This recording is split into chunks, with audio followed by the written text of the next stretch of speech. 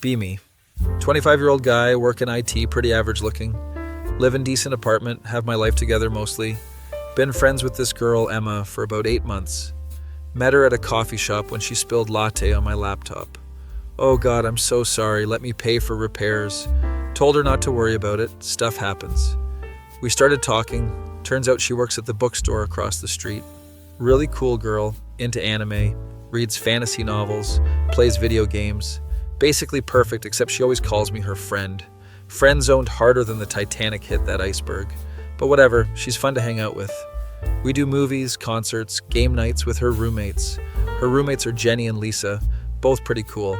Jenny keeps telling Emma she's blind. Emma Anon is literally perfect for you. Emma always laughs it off. We're just really good friends, Jenny. Ouch, every time. Anyway, Emma mentions she has an ex named Chad. Of course his name is Chad. Apparently they dated for 2 years, broke up 6 months ago. He was kind of controlling and obsessive. Always checking my phone and getting jealous. I'm so much happier being single. Sure, Emma, you're definitely over him.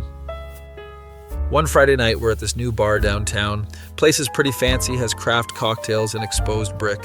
Emma's wearing this black dress that makes her look amazing. We're sitting at the bar talking about the new season of Attack on Titan. Emma gets excited about plot theories. I think Eren is going to do something crazy next episode. She's gesturing wildly with her drink. Suddenly her face goes pale. Oh no, Anon, we need to leave right now. I look around confused. What's wrong, Emma? She's staring at the entrance. This tall guy with perfect hair walks in. Classic Chad look, wearing designer clothes. That's my ex-boyfriend. Ah, shit, here we go. Chad spots us immediately, starts walking over with this smug smile. Emma, baby, what a coincidence seeing you here. Baby, really, Chad. Emma tenses up next to me. Hi, Brad. I'm just here with my friend. Wait, his name is Brad, not Chad. Close enough, though. Brad looks me up and down dismissively. Friend, huh? Well, hello, friend. I'm Brad. Shakes my hand way too hard, trying to establish dominance like a silverback gorilla. I'm Anon. Nice to meet you. Brad turns back to Emma. You look incredible tonight, baby. That dress is the one I bought you, right? Emma shifts uncomfortably. It's just a dress, Brad. Brad slides into the seat next to Emma, uninvited.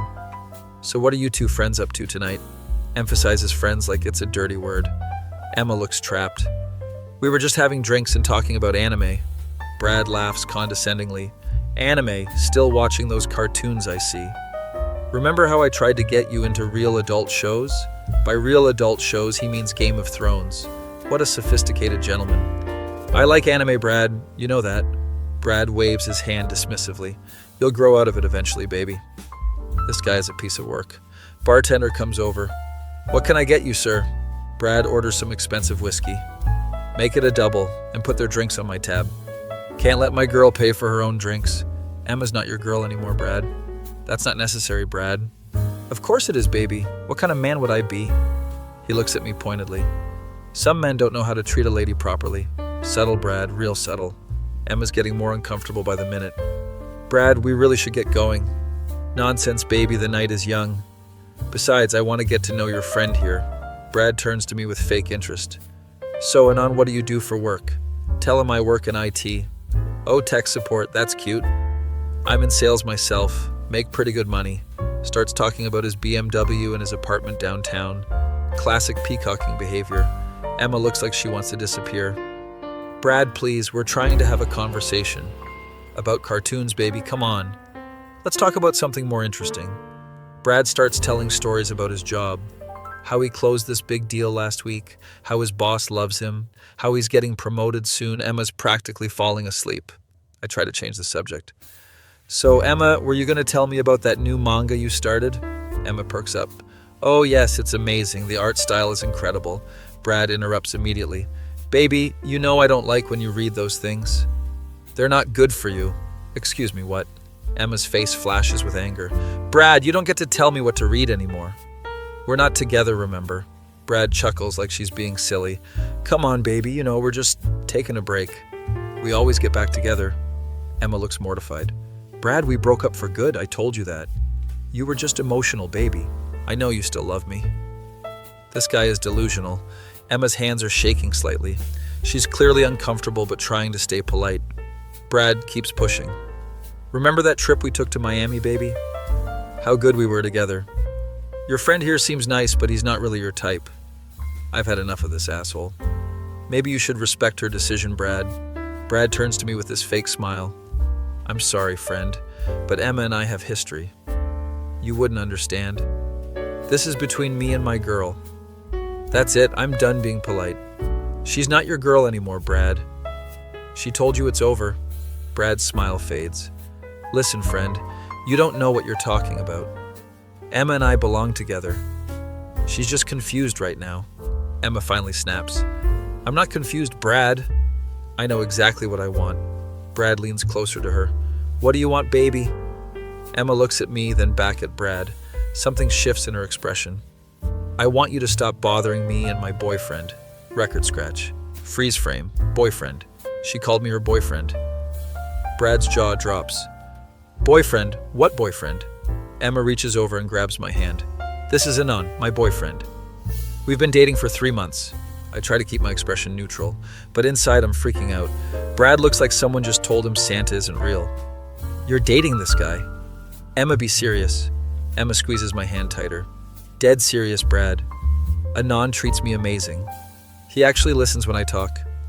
And he loves anime as much as I do. Brad is turning red. This is ridiculous, Emma. You can't be serious about this, nerd. Okay, that was uncalled for, Brad. Emma stands up, still holding my hand. Don't call him a nerd. He's twice the man you ever were. Damn, Emma, going for the throat. Brad stands up too. Emma, you're making a huge mistake. I can give you everything. Money, status, a real relationship. What can he give you? Emma looks at me with this warm smile. He gives me respect, Brad. Something you never figured out. Brad is getting desperate now. Emma, baby, please think about this. We have so much history together. You can't throw that away for some random guy. Some random guy. Ouch, Brad. But Emma's not having it. That history is exactly why I don't want you back. You were controlling and jealous. Anon trusts me and supports my interests. She's really selling this boyfriend thing. Kind of enjoying it, honestly. Brad tries one more time. Emma, I've changed, baby. I can be better. Give me another chance. Emma shakes her head firmly. Brad, I'm happy now. Happier than I ever was with you. Please just leave us alone. Brad looks between us desperately. Then his expression hardens. Fine, Emma. Have fun with your downgrade. When you realize what a mistake this is, don't come crying to me. He throws some money on the bar. Good luck, friend. You're gonna need it. Brad storms out like a dramatic soap opera character. Emma and I sit back down, still holding hands. Awkward silence for a moment. Sorry about that, Anon. I hope you don't mind me calling you my boyfriend. I just wanted him to leave us alone. Mind it, Emma. I've been dreaming about this for months. It's totally fine, Emma. That guy was a piece of work. Emma laughs nervously. Yeah, he really was. I can't believe I dated him for 2 years. What was I thinking? We order another round of drinks. Emma's still holding my hand, not complaining about that. Thanks for playing along, Anon. You really saved me back there. I was starting to panic. Tell her it was no problem. That's what friends do, right? Emma gets quiet for a moment. Right, friends. There's something different in her voice, like she's thinking about something. We finish our drinks and decide to head back to her place. Emma lives in this cute apartment with Jenny and Lisa. We walk in and both her roommates are on the couch watching Netflix. Hey guys, how was your date? Jenny says without looking up. Emma freezes. It wasn't a date, Jenny. We're just friends. Jenny finally looks at us, notices we're still holding hands. Friends who hold hands now. Emma drops my hand like it's on fire. Brad showed up and I had to pretend. Lisa looks up interested. Brad, your psycho ex was there. What happened? Emma tells them the whole story, how Brad wouldn't leave us alone, how she called me her boyfriend to get rid of him. Jenny and Lisa exchange these knowing looks. So you pretended Anon was your boyfriend. How did that feel? Emma blushes. It felt like acting, Jenny. Just playing a role, Lisa grins. What about you, Anon? How did it feel being Emma's fake boyfriend? Put me on the spot, why don't you, Lisa? It was fine, just helping Emma out. Jenny rolls her eyes. You two are hopeless. Emma, go get some wine, we need to talk. Emma heads to the kitchen. Jenny and Lisa immediately turn to me. Anon, you know she likes you, right? What no, she doesn't. She talks about you constantly. Anon this, anon that. She was more convincing as your girlfriend than she ever was as Brad's. Lisa nods enthusiastically. The way she looked at you when she called you her boyfriend. That wasn't acting, Anon. My heart starts beating faster. You guys are reading too much into it. She just needed help with her ex. Jenny laughs. Anon, she could have said you were her cousin. Or her coworker. Or just some random friend. She specifically chose boyfriend. Emma comes back with wine. What are you guys talking about? Nothing important, Jenny says innocently. We all settle in to watch a movie. Emma sits next to me on the couch, closer than usual. During the movie, she keeps glancing at me, like she wants to say something. Every time I catch her looking, she turns away quickly. Movie ends and Jenny and Lisa head to bed. Don't do anything we wouldn't do, Lisa calls out. Which isn't much, Jenny adds. Helpful roommates. Emma and I are alone on the couch. She's playing with her hair nervously. Anon, can I ask you something? Sure, Emma, shoot. When I called you my boyfriend tonight, did it feel weird? Loaded question alert. Not really. Why? Emma fidgets with her wine glass. It didn't feel weird to me either. Actually, it felt kind of natural. Where is this going, Emma? What do you mean natural? Emma takes a deep breath. I mean, we already do everything couples do. We hang out all the time. We have inside jokes. We're comfortable with each other. The only difference is we don't. She trails off. Don't what, Emma? We don't kiss or anything romantic. My brain short circuits. Emma, are you saying? I'm saying maybe we should try it. Try what exactly? Emma looks directly at me. Dating for real this time. Not pretending for my ex. Actually dating. Holy shit, this is really happening. Are you sure, Emma? You've been saying we're just friends for months. Emma laughs. I was scared, Anon. You're such a good friend. I didn't want to mess that up. But tonight when I called you my boyfriend, it felt right.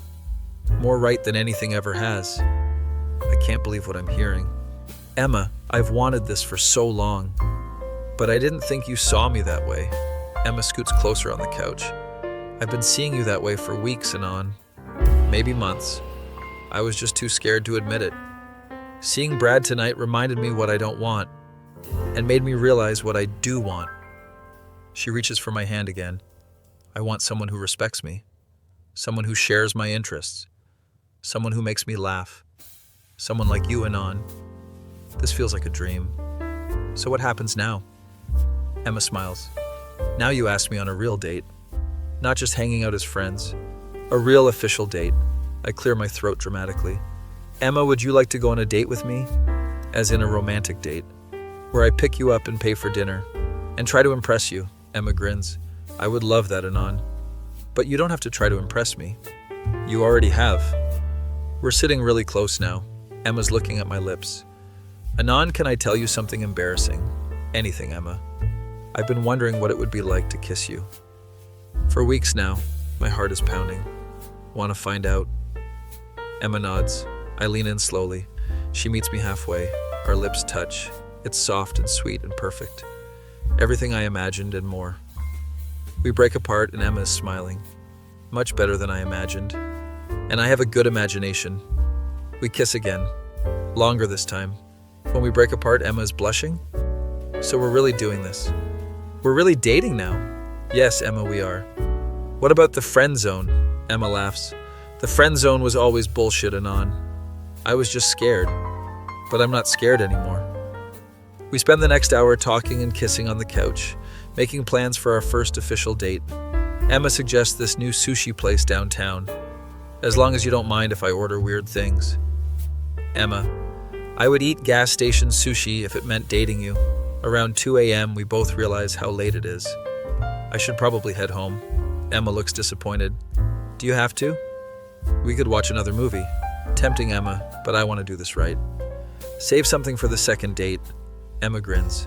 Already planning the second date. I like a man with foresight. She walks me to the door. We kiss goodnight. Text me when you get home safe. And Anon. Yeah, Emma. Thank you for tonight. For standing up to Brad. For playing along with the boyfriend thing. For being you. Thank you for finally seeing what was right in front of you, Emma. I drive home on cloud 9. Text Emma that I made it home safe. She responds immediately. Can't wait for our date tomorrow. Wait, did we say tomorrow? I mean, if you're free. I'm very free, Emma. Perfect, it's a date. A real date. Our first real date. I fall asleep with the biggest smile on my face. Next morning, I wake up wondering if it was all a dream. Check my phone. Text from Emma. Good morning, boyfriend. With a heart emoji. Definitely not a dream. Text her back. Good morning, girlfriend. She responds with more heart emojis. We're really doing this. From fake relationship to real relationship in one night. Sometimes the best things happen when you least expect them. Emma and I have been dating for 3 months now. Real dating, not pretending. She was right, it does feel natural. Like we were always meant to be together. Jenny and Lisa take full credit for our relationship. We knew it would happen eventually. You two were so obvious. Emma brings up the Brad incident sometimes. I can't believe I wasted 2 years with him. When you were right here the whole time, I remind her that timing is everything.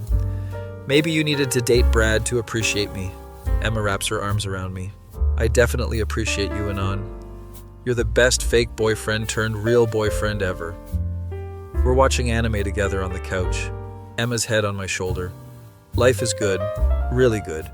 Sometimes people need a little push to see what's right in front of them. Thank you, Brad, for being such an asshole. Without you, Emma might never have called me her boyfriend, and I might still be stuck in the friend zone.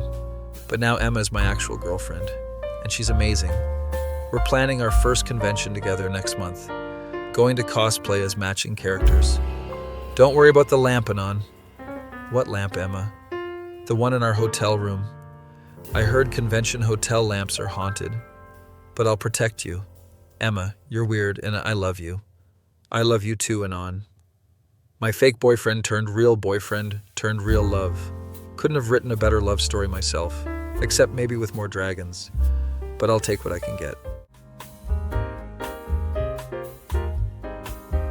Be me. 22-year-old college student studying business.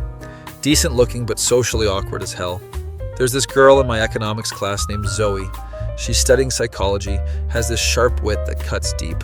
Roasts everyone, but somehow makes it sound like compliments. First day she sits behind me. Nice haircut. Did you ask for the I gave up on life special? But honestly, it works with your whole vibe. Thanks, Zoe, I guess. Over the semester, she becomes my personal comedy target. Your notes look like you're writing in ancient hieroglyphics. But at least you're actually paying attention, unlike these zombies. You pack lunch every day like a responsible adult, which is either really mature or really sad. I'm going with sad but endearing. She's brutal, but I find myself looking forward to her comments, which is probably concerning. Zoe roasts our professor too. Professor Jenkins, your tie collection screams midlife crisis. But your lectures are actually good, so we'll tolerate it. Even roast the classroom. This room has the aesthetic appeal of a Soviet bunker, but with worse lighting. End of semester study group at the library. Everyone's stressed about finals. Zoe shows up looking effortlessly put together. Still roasting people, but in an encouraging way.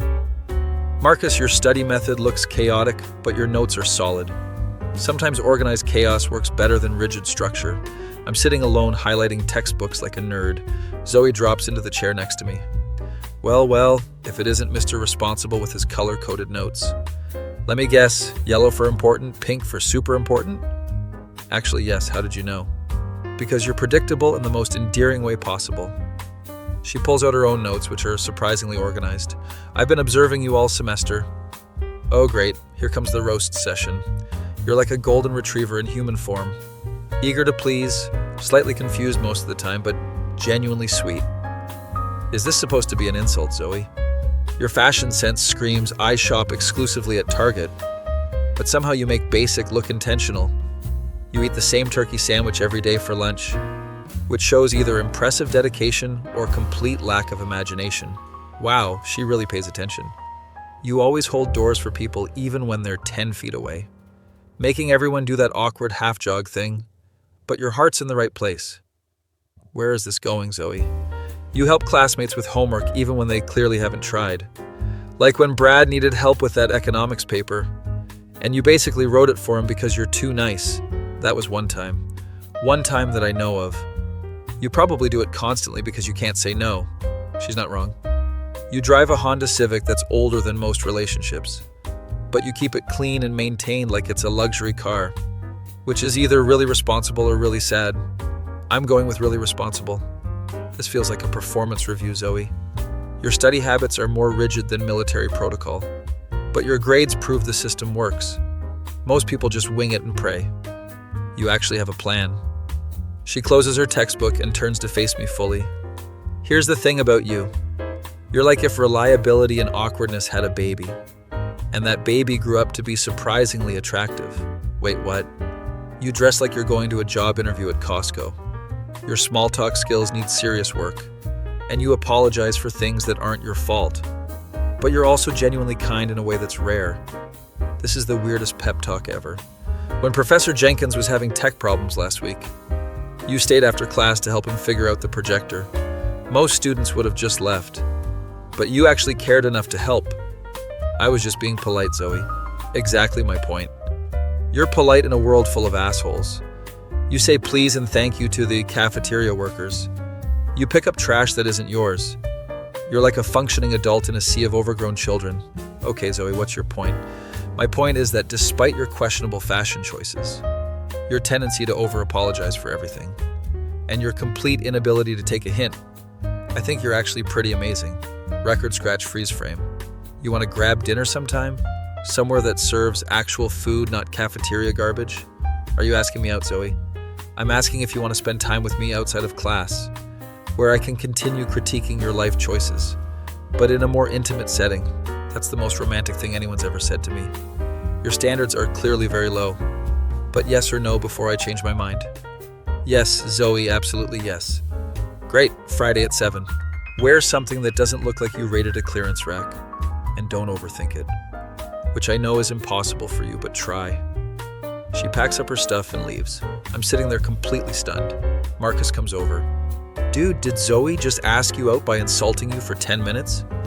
I think she did, Marcus. That's either really mean or really romantic. I'm going with romantic in a twisted way. Friday arrives and I'm having a crisis. What do you wear to a date with someone who roasts your fashion sense? Settle on khakis and a button-down shirt. Not groundbreaking, but safe. Meet Zoe at this Italian place downtown. She's already there looking incredible in a simple black dress. You look less homeless than usual. The effort is appreciated if not entirely successful. Thanks, Zoe, you look amazing. I know, but thank you for noticing. We sit down and look at menus. So tell me about yourself beyond the obvious social anxiety. What do you do for fun? I like reading and hiking. Let me guess, business books and nature documentaries, actually fiction and true crime podcasts. Zoe looks surprised. Interesting. You have more depth than expected. What kind of fiction? Mostly mysteries and thrillers. So you like solving puzzles and psychological complexity. That explains why you're attracted to me. I'm like a walking psychological puzzle. You're definitely complex, Zoe. Complex is a nice way of saying difficult, but I prefer complex. Our food arrives and conversation flows easily. Zoe tells me about her psychology studies. I'm fascinated by why people do what they do. Like why you're so determined to help everyone, even when they don't deserve it. Sounds like you've been analyzing me. Of course I have. You're an interesting case study. Genuinely nice person in a world that punishes niceness. Yet you persist in being decent. It's either admirable or pathological. Probably both, Zoe. Definitely both. We finish dinner and walk around downtown. Zoe pointing out people and making observations. See that couple? They're definitely breaking up tonight. The body language screams unresolved conflict. You're like a human lie detector. Psychology major perks. Also, I pay attention to details. Most people are too self-absorbed to notice anything. We end up at this coffee shop. So, verdict on our first date? Honestly, Zoe, it's been great, even with all the roasting. Especially because of the roasting. Most guys want me to be sweet and agreeable. You seem to appreciate my honest commentary. I like that you say what you're thinking, even if it stings sometimes. Good, because I'm not changing. This is who I am. Take it or leave it. I'll take it, Zoe. Smart choice. I'm an acquired taste, but worth the effort. We're walking back to our cars. This was actually fun. You're better company than expected. Most first dates involve way too much small talk. This felt like talking to an actual human. Thanks, Zoe, I think. That was definitely a compliment. In case you couldn't tell, We reach her car. Second date then? If you can handle more of my sparkling personality, I'd love that, Zoe. Good, because I have plans. We're going to work on your confidence. And maybe your wardrobe. Consider it a public service. She gets in her car. Oh, and next time wear the blue shirt. It brings out your eyes, which are actually your best feature. She drives off, leaving me grinning like an idiot, completely smitten with a girl who spent dinner roasting my entire existence. Second date, she takes me to a bookstore. Time to see if your taste in books is as questionable as your taste in clothes. We browse different sections, Zoe giving commentary on everything. This romance novel looks like it was written by someone who's never been in love. But the cover art is decent. I show her some of my favorite mystery novels. Okay, these are actually good choices. You might have more depth than I thought. Might being the key word. We grab coffee and sit in the bookstore cafe. So what's your deal anyway? Why are you interested in someone who constantly insults you? Honest answer, Zoe? Always. Because you're the most interesting person I've ever met. You're smart and funny, and you actually notice things. Most people just make polite conversation. You tell the truth even when it's uncomfortable. That's either really healthy or really concerning. I'm going with healthy. Most people can't handle honesty. They want comfortable lies. I'd rather know where I stand. Good, because I'm incapable of fake niceness. What you see is what you get. What I see is someone amazing, Zoe. Flattery will get you everywhere. But you're not wrong. We spend hours talking about books and life. Zoe's commentary getting more affectionate. You know you're growing on me. Like a fungus, but in a good way. Thanks, Zoe, that's beautiful. I have a way with words. We're leaving when Zoe stops suddenly. Can I kiss you? Before you overthink it into oblivion? Yes, Zoe, please. She kisses me right there between the fiction and the self-help sections. Soft and perfect and everything I hoped for. Not bad for someone with questionable everything else. We'll work on your technique. I look forward to the lesson, Zoe. Smart answer. Been dating Zoe for 2 months now. She still roasts me daily, but with obvious affection. Your morning hair looks like you stuck your finger in an electrical socket. But it's kind of cute in a disaster way. She's introduced me to her friends. This is my boyfriend, he's a work in progress.